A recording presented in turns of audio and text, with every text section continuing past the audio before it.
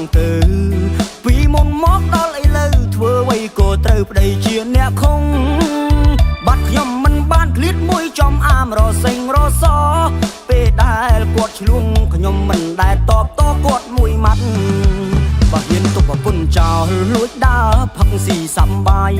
ទៅដល់កន្លែងណាក៏ដោយឲ្យតែខ្ញុំរីកាប្រាប់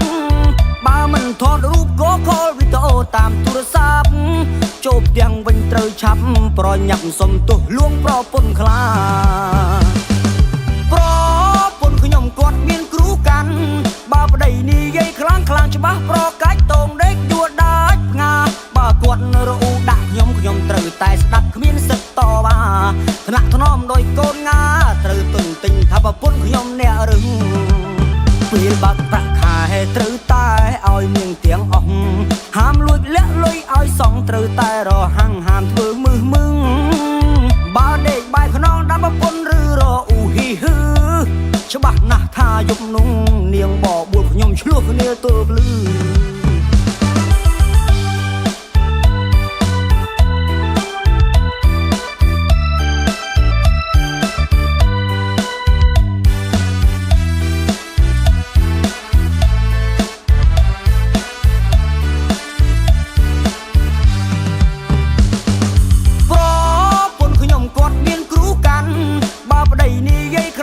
ច្បាស់ប្រកាច់តងដេកដួលដាច់ផ្ងាបើគាត់រអ៊ូដាក់ខ្ញុំត្រូវតែស្ដាប់គ្មានសិទ្ធតវ៉ា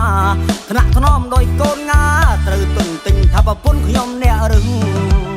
ពេលបាក់ប្រាក់ខែត្រូវតែឲ្យនាងទាំងអស់ហាមលួចលាក់លុយឲ្យសងត្រូវតែរហាំងហាមធ្វើ